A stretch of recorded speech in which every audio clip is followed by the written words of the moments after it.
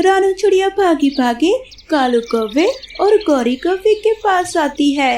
कालू कालू भैया जल्दी चलो, तोते का पंख पेड़ की डाल के नीचे फंस गया है, उसे बचाना है।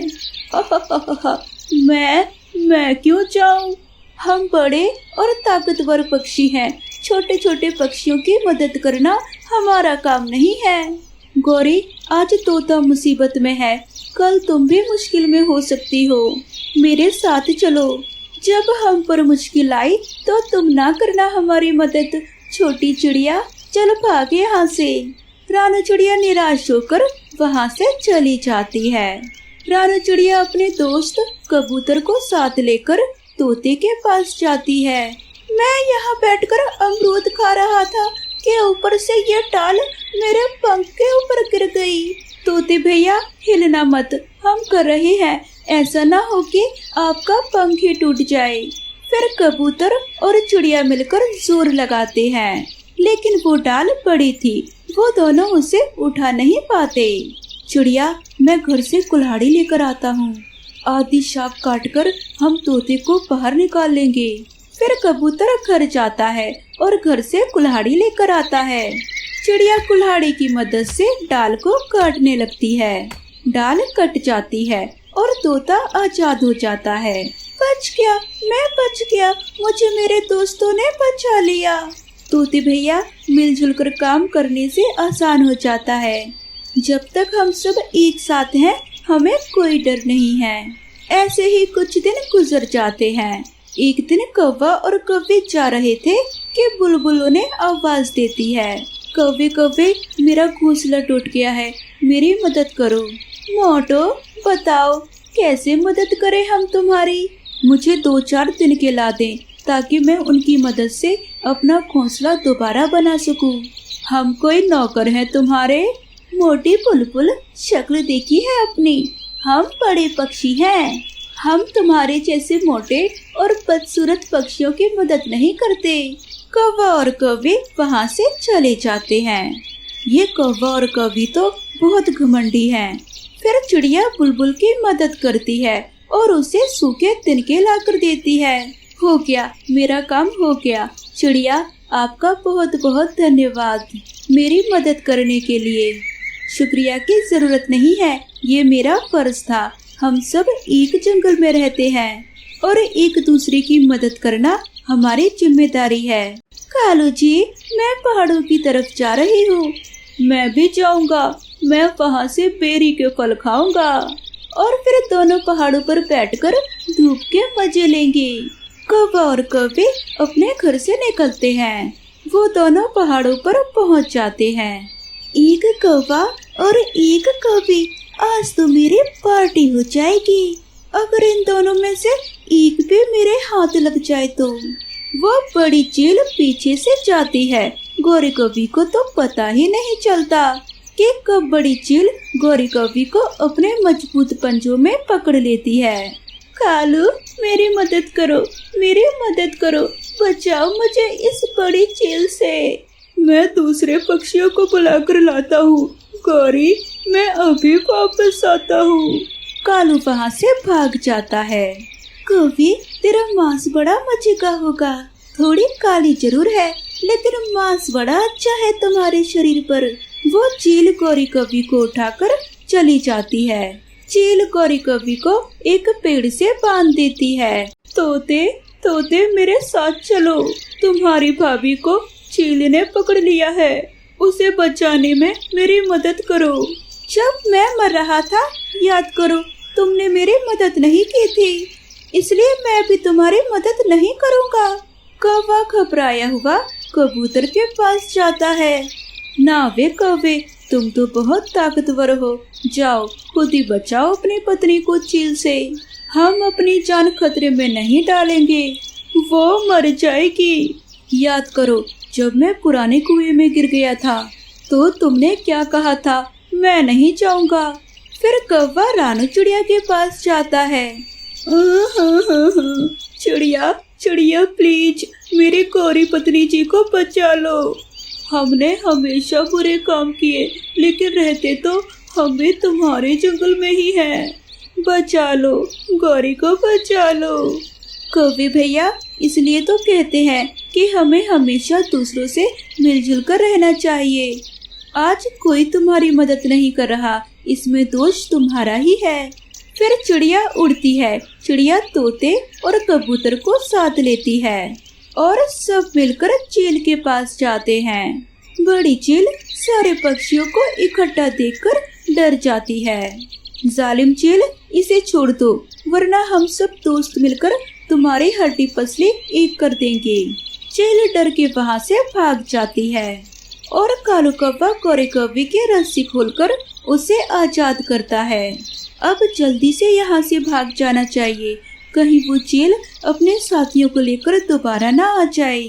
ऐसे वो सब गौरी कौवे को सुरक्षित लेकर वहाँ से चले जाते हैं।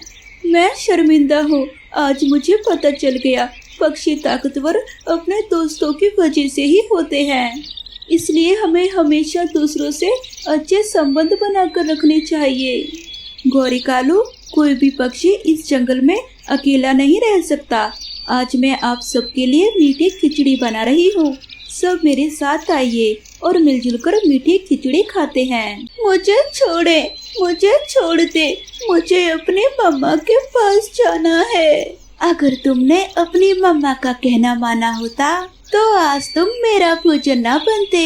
छोटे चिड़िया के बच्चे, पीछे से गुड़िया भी वहाँ आ जाती है। रुको रुको चील आंटी, मेरे भाई को मत खाना, अगर तुम इसे खाओगी तो तुम भी मर जाओगी। चिड़िया का बेटा कुक्कू अपने घर से निकला ही था कि गौरी कौवी उसे रोक लेती है। कुक्कू, तुम कहाँ जा रहे हो? मेरे साथ चलो, मैं तुम्हें मीठे चावल दूंगी खाने को।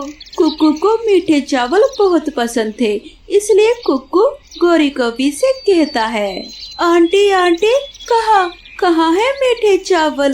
मेरी सहेली ने बनाए हैं, दूर रहती है मेरी सहेली पहाड़ों पर। क्या हम शाम तक वापस आ जाएंगे?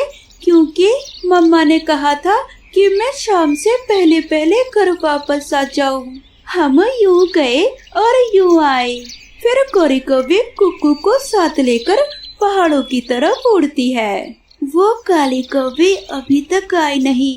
अगर इस बार भी उस काली कौवी ने मुझसे झूठ बोला तो मैं उसे जान से मार दूंगी। कुक्कू गौरी के साथ चला गया था और पीछे से कुक्कू की मम्मा बहुत परेशान हो रही थी। मेरा बेटा अभी तक नदी से पानी पीकर क्यों नहीं आया? गुड़िया, गुड़िया बेटी कहाँ हो? मम्मा, मैं यहाँ हूँ रसोई में। यहाँ आओ बेटी। गुड़िया अपनी मम्मा के पास आती है। जाओ बेटी, नदी पर अपने भाई को देख कर आओ। मैं अभी जाती हूँ मम्मा। गुड़िया अपने भाई को देखने नदी पर जाती है। आंटी, कितना और आगे जाना होगा? मैं तो थक गया हूँ, बस थोड़ा और आगे। ऐसे गौरी कौवी चिड़िया के बेटे को पहाड़ों पर चील के पास ले जाती है। यहाँ तो कोई नहीं है। मैं आवाज देती हूँ, आ जाएगी अभी मेरी सहेली मीठे चावल लेकर। सहेली, सहेली कहाँ हो? जल्दी बाहर आओ। चील गुफा से निकलकर बाहर आ जाती है, जिसे देखकर कुक्कू गौरी के पीछे छुप जाता है। ये तो चील आंटी है, ये छोटे बच्चों को खा जाती है। मुझे मम्मा ने बताया था। कुक्कू, किसने कहा था कि तुम मीठे चावल खाने का लालच करो और मेरे साथ यहाँ आओ? अब तो मेरी सहेली तुम्हें खाएगी मजे मजे से। यहाँ आओ, यहाँ आओ छोटे चिड़िया के बच्चे, जल्दी आओ। मुझसे अब और इंतजार नहीं हो पा रहा। गुड़िया अपने भाई को नदी पर देखती है और घने जंगल में। तोते अंकल, मेरा भाई कुक्कू नहीं मिल रहा, आपने उसे कहीं देखा है? हाँ, तुम्हारा भाई अभी थोड़ी देर पहले गौरी कौवी के साथ पहाड़ों पर जा रहा था। ये सुनकर गुड़िया डर जाती है। वो बहुत तेजी से पहाड़ों की तरफ जाती है। चील दी, अब मैं जाती हूँ, मैंने अपना काम कर दिया, अब आप करें अपना काम। गौरी कौवी वहाँ से चली जाती है और चील कुक्कू को लेटाकर उसके ऊपर बैठ जाती है। कुक्कू रोने लग जाता है। मुझे छोड़े, मुझे छोड़ दे, मुझे अपनी मम्मा के पास जाना है। अगर तुमने अपनी मम्मा का कहना माना होता तो आज तुम मेरा भोजन न बनते। छोटे चिड़िया के बच्चे, पीछे से गुड़िया भी वहाँ आ जाती है। रुको रुको चील आंटी, मेरे भाई को मत खाना, अगर तुम इसे खाओगी तो तुम भी मर जाओगी। ये सुनकर चील हैरान होते हुए पूछती है, मैं कैसे मर जाऊंगी? चील आंटी, मेरे भाई को बहुत खतरनाक बीमारी लगी हुई है, इसका मांस बहुत जहरीला है, इसलिए तो मैं आपको बताने आई हूँ। भला अगर मेरा भाई ठीक होता तो मैं अपनी जान क्यों खतरे में डालती? मैं आपको बचाने आई हूँ यहाँ। ये सुनकर कुक्कू सब समझ जाता है। गुड़िया, गुड़िया तुम जाओ यहाँ से, मैं अपनी बीमारी से मुक्ति पाना चाहता हूँ, मुझे मर जाने दो, मैं जीना नहीं चाहता। चील आंटी, गौरी आंटी आपको मारना चाहती हैं, वो चाहती थी कि आप मेरे भाई को खाकर मर जाओ। उसे सब मालूम है कि मेरा भाई बहुत बीमार है। उस काली कौवे की इतनी हिम्मत, उसे तो मैं छोड़ूंगी नहीं। गौरी कौवे एक पेड़ की डाल पर बैठे कालू को बता रही थी। कालू, कालू मेरी सहेली बहुत खुश हुई है चिड़िया के बच्चे को देखकर। अब मेरी सहेली मुझे बड़ा इनाम देगी। पीछे से चील आकर गौरी कौवे को पकड़ लेती है। मैं देती हूँ तुझे अभी बड़ा इनाम, तू मुझे मारना चाहती थी। चील गौरी कौवे की पिटाई शुरू करती है। कालू कौवा तो डर का मारा वहाँ से भाग जाता है, मगर गौरी कौवे खूब पिटती है। चील थी, मुझे इतना मार तो लिया, प्लीज मुझे मेरा दोस्त तो बता दो। चुप चुप कर जा, बड़ी चालाक बनती है, तुझे सब पता है। गौरी वहाँ से भाग जाती है और गुड़िया अपने भाई को लेकर सुरक्षित अपने घर पहुँच जाती है। ऐसे गुड़िया अपने बुद्धि से अपने भाई को बचा लेती है। सुंदरवन के जंगल में आकाश नाम का चिड़ा अपनी पत्नी रानो, बेटी गुड़िया और बेटे कुकू के साथ रहता था। आकाश चिड़े का अपना एक मटर का खेत था। उसके खेत में मटर बड़े ही मीठे हुआ करते थे, जो पूरे जंगल में सबको बड़े ही पसंद आते थे। सभी पक्षी उसी की मटर खरीदना पसंद करते थे। एक रोज, इस बार फसल बहुत ही अच्छी हुई है, इस बार अच्छी कमाई होगी तो मैं अपने पूरे घर की मरम्मत कराऊंगा और घर में नया बिस्तर भी लाऊंगा, ताकि रानो तुम्हें इस टूटे घोंसले पर ना सोना पड़े। भगवान करे आपका काम यूं ही चलता रहे और आप खूब तरक्की करें और हम अपने बच्चों का प्राइवेट स्कूल में दाखिला करवा सकें। सच कहा तुमने, बस थोड़ा पैसा और कमा लूं तो मैं एक बड़ा सा खेत खरीद लूंगा, फिर उसमें मटर की खेती और बढ़ा दूंगा, फिर अपनी मटर की फसल शहर में जाकर बेचूंगा। अच्छा, आज मुझे मटर की कटाई भी तो करनी है, तो मैं चलता हूँ रानो। आज तो काफी सारी कटाई करनी है, तो मैं भी आपके साथ खेत पर चलती हूँ।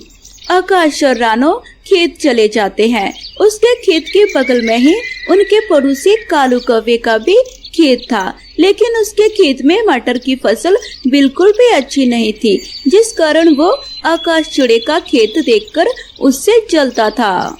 हम दोनों का खेत तो आसपास ही है, फिर इसके खेत की फसल इतनी अच्छी और मेरी इतनी खराब, जरूर इसी ने कुछ उल्टा सीधा किया होगा मेरे खेत के साथ, तभी मेरे खेत की फसल इतनी अच्छी नहीं हुई। कालू मन ही मन ये सब सोच रहा था। तभी वो देखता है कि आकाश के पास एक व्यापारी पक्षी आता है। आकाश, इस बार तुम्हारे खेत की फसल तो बड़ी अच्छी हुई है, इस बार मुझे 100 किलो मटर चाहिए। अगर तुमने किसी और को कहीं बेचा है तो उसमें से 100 किलो तुम मुझे दे दो। ठीक है साहब, वैसे भी इस बार मेरे खेत में पूरे 250 किलो की मटर की खेती हुई है। ये कहकर सेठ वहाँ से जाने लगता है।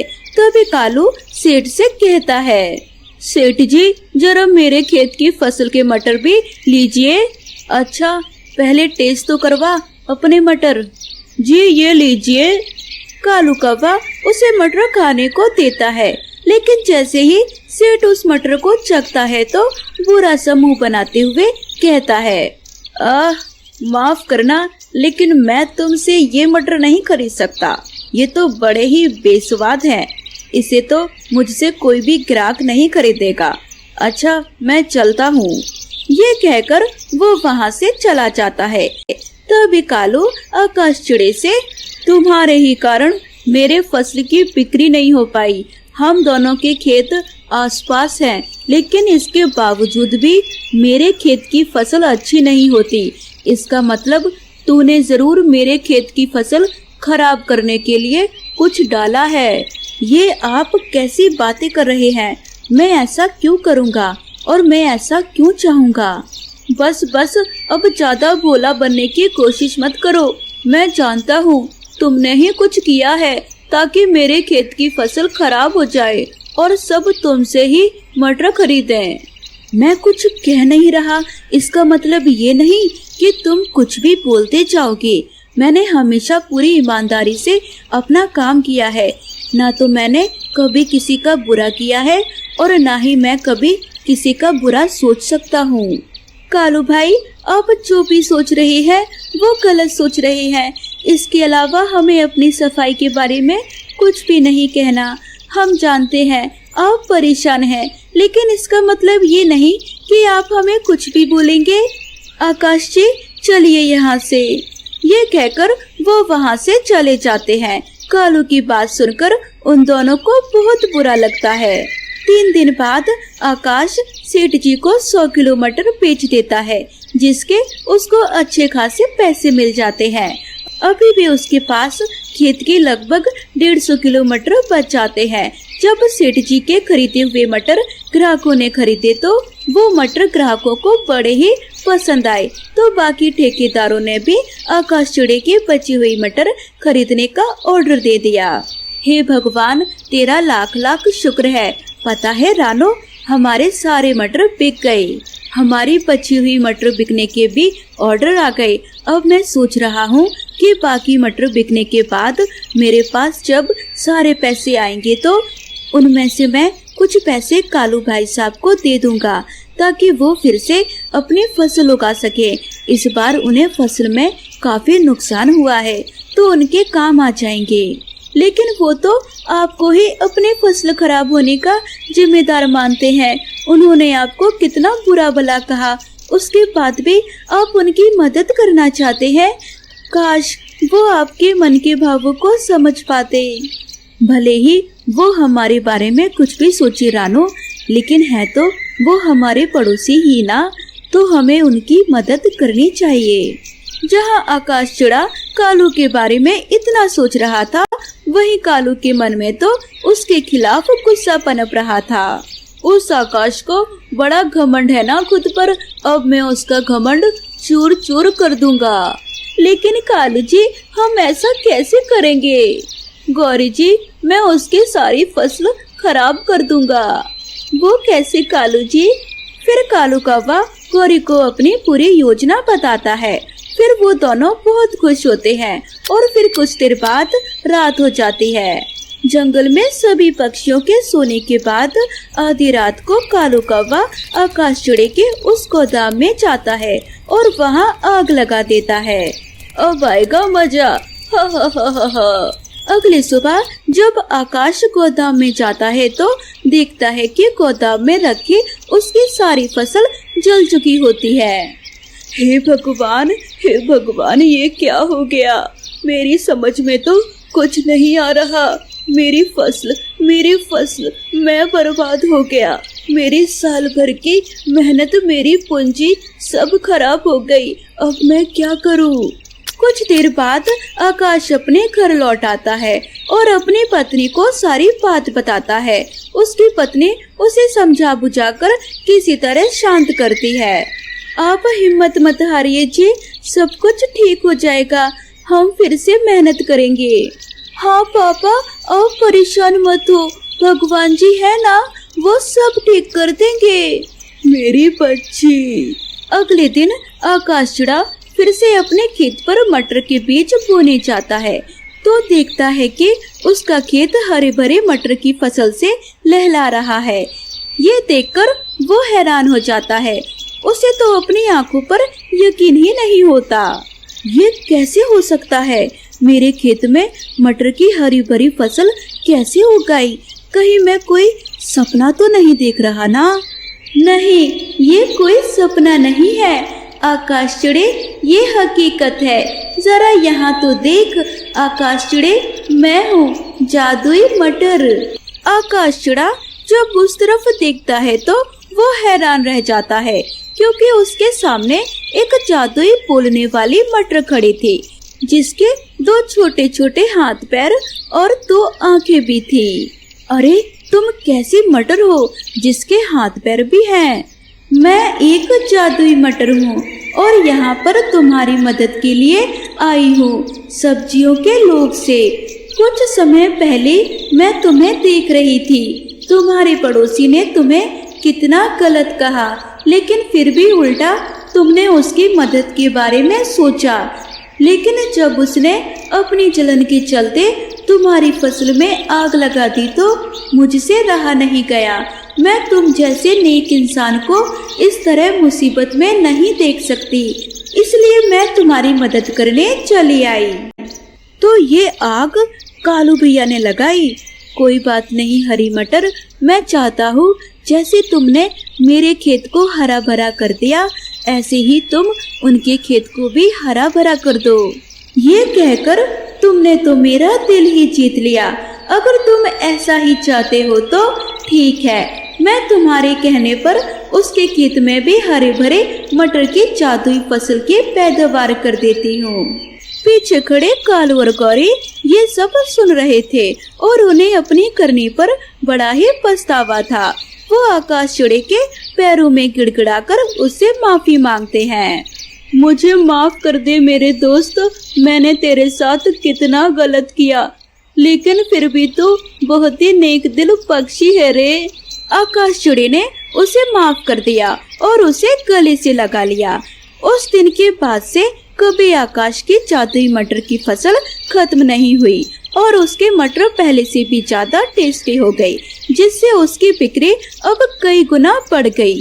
अब उसने बड़ा सा घर बना लिया, साथ ही अपने बच्चों को प्राइवेट स्कूल में पढ़ने डाल दिया। कालू जी, ये बारिश तो रुकने के बजाय और बढ़ती ही जा रही है। हमने तो भोजन भी जमा नहीं किया। मुझे बहुत तेज भूख लग रही है। जाइए ना, अब जाकर मेरे लिए भोजन लेकर आ जाइए। क्या तुम्हारा दिमाग तो ठीक है ना? अब मैं इतनी तेज बारिश में तुम्हारे लिए भोजन ढूंढने जाऊंगा। बारिश रुकने का इंतजार करो, मैं ले आऊंगा फिर भोजन। ना कालू जी ना, बारिश तो ना जाने कब रुकेगी। मुझे अभी भोजन ला कर दो। कालू कौवा मजबूरन भोजन ढूंढने घर से बाहर चला जाता है। अरे इस बारिश में तो ठीक से कुछ नजर भी नहीं आ रहा। अब मैं भोजन कैसे ढूंढूं? तभी कालू कौवे को रानू चिड़िया के घर से भोजन की खुशबू आने लगती है। आहा, क्या खुशबू आ रही है! ये खुशबू तो रानू चिड़िया के घर से ही आ रही है।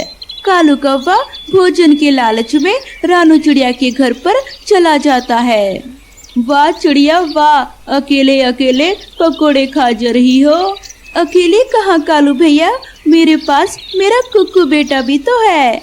यार रानू चिड़िया, मैं तुम्हें क्या बताऊं, मैं तुम्हारे पास बहुत ज्यादा परेशान होकर आया हूँ। पता है मेरे घर में तो जरा सा भी भोजन नहीं है। मैं और गौरी तो बारिश रुकने तक भूख बर्दाश्त कर लेंगे, पर मेरी माँ का क्या होगा? वो तो बहुत ज्यादा बीमार है, उन्हें तो भोजन खिलाना ही होगा मुझे। हाँ तो कालू भैया, बादल भाई का संदेश तो कब का आ गया था, तो तुम्हें अपनी माँ के लिए भोजन ढूंढ लेना चाहिए था। गलती हो गई मुझसे। रानू चिड़िया, तुम मेरी मदद करो, मुझे कुछ पकौड़े दे दो ताकि मैं अपनी माँ को खिला सकूं। रानू चिड़िया बहुत रहम दिल की थी। वो कालू कौवे को अपने पकोड़े की प्लेट दे देती है। कालू कौवे के तो मुंह में पानी आ रहा था। कालू कौवा घर से बाहर आकर जल्दी जल्दी वो गर्मा गर्म पकोड़े खाने लगता है। वाह, इतने स्वादिष्ट पकोड़े! रानू चिड़िया के हाथों में तो सच में जादू है। मजा ही आ गया। तभी उसे याद आता है कि वो तो गौरी कौवे के लिए भोजन ढूंढने निकला था। अरे बाप रे, मैं तो सारे ही पकोड़े खा गया। चलो अब गौरी जी के भोजन के लिए किसी और पक्षी को बेवकूफ बनाता हूँ। ऐसा सोचकर कालू कौवा बुलबुल के घर चला जाता है। ओए कालू कौवे, मुझे सब पता है, तुम्हारा घर टूट गया होगा ना, पर बारिश में मैं तुम्हें अपने घर में नहीं रखूंगी। नहीं नहीं बुलबुल बहन, मेरा घर तो बिल्कुल ठीक है। मेरी प्यारी दोस्त प्यारी बुलबुल, मेरी मदद करो, मैं बहुत ज्यादा परेशान हूँ। बुलबुल, इस बारिश में अचानक से मेरी बूढ़ी माँ मेरे घर पर आ गई और पता है खाने के लिए घर में जरा सा भी भोजन नहीं है। मुझे भोजन दे दो ताकि मैं अपनी माँ को भोजन खिला सकूं। बुलबुल ने खिचड़ी बनाई थी। वो कालू कौवे की माँ का सुनकर अपनी खिचड़ी कालू कौवे को दे देती है। कालू कौवा वो खिचड़ी लेकर पेड़ के नीचे आकर बैठ जाता है। कितनी अच्छी खुशबू आ रही है। अगर मैं इस खिचड़ी को घर पर लेकर जाऊंगा तो सारी की सारी खिचड़ी गौरी जी ही खा जाएंगी। चलो पहले मैं इसे थोड़ा सा चख लेता हूँ, फिर घर ले जाऊंगा। कालू कौवा खिचड़ी चखने के चक्कर में सारी की सारी खिचड़ी देखते ही देखते खा जाता है। वाह वाह, इस खिचड़ी में तो बहुत ही ज्यादा स्वाद था। खाकर मजा ही आ गया। पर अब मैं गौरी जी के लिए क्या लेकर जाऊंगा? अब कालू कौवा तोते के घर पर चला जाता है। मेरे प्यारी पत्नी जी, ये देखो, मैंने तुम्हारे लिए ये फलों की चाट बनाई है। अब इस बारिश को देखते देखते हम ये चाट खाएंगे। ओहो तोते जी, आप कितने अच्छे हो। तभी दरवाजा खुला देखकर कालू कौवा तोते के घर में घुस आता है। बेशरम कौवे कहीं के, ऐसे किसी के घर में नहीं घुसते। माफ करना तोते, परंतु मैं बहुत ज्यादा परेशान हूँ। वो तो तुम कब परेशान नहीं होते कालू कौवे, अब क्या हो गया? कालू कौवा तोते से भी झूठ मूठ कहकर अपनी बूढ़ी माँ के लिए भोजन मांगता है। तोता कालू कौवे पर तरस खाकर अपने फलों की चाट कालू कौवे को दे देता है। कालू कौवे से फिर से रहा नहीं जाता है और वो जल्दी जल्दी से फलों की चाट भी खाने लगता है। अरे कालू, ये तूने क्या कर दिया? तेरे जबान के चटकारे, मैं तो अभी तक घर पर गौरी के लिए भोजन लेकर नहीं गया। एक काम करता हूँ, कबूतर रह गया है, कबूतर के घर से ही कुछ भोजन लेता हूँ। अब कबूतर ही बचा था। कालू कौवा कबूतर के घर भी चला जाता है और कबूतर के घर पर आकर उससे भी अपनी माँ का झूठ मूठ कहकर उससे भी भोजन मांगता है। कबूतर जी, मैं आपके लिए दूसरे पराठे बना दूंगी। कालू कौवे की माँ तो पहली बार हमारे जंगल में आई है, वो तो हमारी मेहमान है। हाँ कालू कौवे, कोई बात नहीं, ये पराठे तुम ले जाओ अपनी माँ के लिए। अब आखिरकार कालू कौवा भी गर्मा गर्म पराठे लेकर अपने घर में आ ही जाता है। अरे वाह कालू जी, गर्मा गर्म पराठे खाने का तो मजा ही आ जाएगा। वैसे इतनी देर कैसे लग गई आपको? अरे ये सब छोड़ो ना गौरी, तुम बस गर्मा गर्म ये पराठे खाओ। एक बात कहो, मैंने भी कुछ नहीं खाया, मैं भी बहुत भूखा हूँ। हाँ तो कालू जी, चलो मिलकर पराठे खाते हैं। फिर कालू कौवा और गौरी कौवी मिलकर वो गर्मा गर्म पराठे खाने लगते हैं। प्यारे दोस्तों, अगर आप सबको ये कहानी पसंद आई हो तो इस वीडियो को अभी लाइक करें और चैनल को सब्सक्राइब करके हमारी छोटी सी फैमिली का हिस्सा बने। मिलते हैं नेक्स्ट वीडियो में नई कहानी के साथ। आपका